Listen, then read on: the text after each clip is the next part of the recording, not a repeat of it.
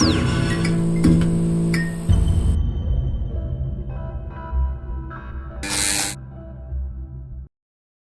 va tous en parler de McKinsey. C'est une série avec plusieurs épisodes. On va en parler beaucoup. On va même en parler tout le temps.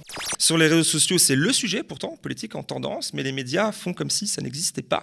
J'ai l'impression qu'effectivement la presse a loupé le coche de l'affaire McKinsey, n'ose pas aller dedans, peut-être à 2 semaines des élections. Quand tu laisses 5-6 milliardaires prendre le contrôle des 95% des marques d'information françaises, il y a un moment donné, si tu veux, tout ce qui pourrait servir un peu d'alerte au pouvoir exécutif en disant bah, « attendez, là vous êtes en train de déconner », est étouffé, contrôlé, mis sous contrôle par ces milliardaires qui soutiennent Macron. Il y a des gens qui nous donnent en permanence des leçons de bonne gestion, qui nous disent en permanence qu'il faut réduire les dépenses de l'État, et que là, qui sont pris la main dans le sac. En vérité, c'est ça, ils sont pris la main dans le sac. Ce dont on peut accuser Macron, c'est que Karim Tadjemine, qui est donc le directeur associé de McKinsey France en charge de la passation des contrats avec l'État, est un ami de Macron. Ils ont coécrit un livre ensemble, l'État en mode start-up. On a des gens qui sont des copains de longue date, qui sont passés par les mêmes écoles, qui ont fait les mêmes grands corps, l'inspection des finances, etc., qui se sont connus dans les mêmes commissions, qui sont allés dîner aux mêmes endroits, et qui se retrouvent dans un conseil d'administration, parce que ce gouvernement, c'est pas autre chose. McKinsey a bénéficié de près de 4 millions d'euros d'argent public pour la réforme des APL.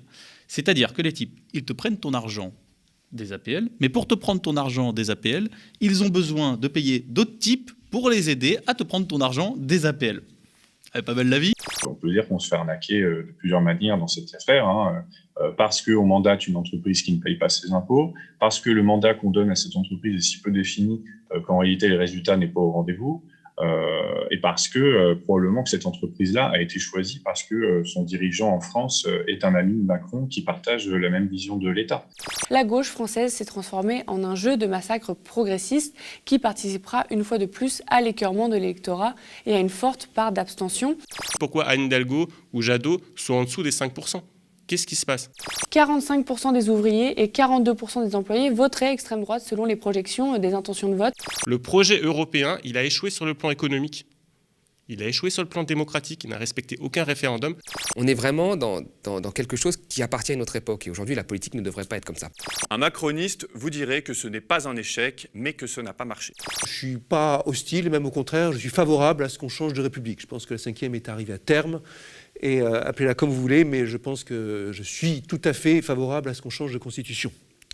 Et qu'on y aille à fond, et qu'on sorte de cet héritage de la monarchie parlementaire, où il faut dire les choses comme elles sont. Qu'on aime ou pas Mélenchon, c'est lui là qui est le mieux classé, c'est les sondages qui le disent. Le vote pour Mélenchon aujourd'hui, ce n'est pas du tout un vote utile, ce n'est pas un vote pour le moins pire, c'est un vote pour des éléments qui vont vraiment en rupture avec le système capitaliste, avec le système libéral, avec la Macronie, et on va vraiment attaquer les structures du système, les structures du système économique. Ce qu'on fait est dans l'intérêt public et dans l'intérêt de révéler au public les scandales cachés de la République, ce qu'on a fait sur le financement de campagne de Marine Le Pen, ce qu'on a fait sur la corruption d'Alstom au Kazakhstan, qui a payé un oligarque qui était très trouble, et ce qu'on fera encore sur les réseaux de la Macronie. On est sur du très gros, on ne peut pas en dire plus. Non. N'en déplaise à Emmanuel Macron, il y a encore des journalistes et des citoyens qui font leur boulot dans ce pays. Bravo aux médias, bon courage, tous mes vœux.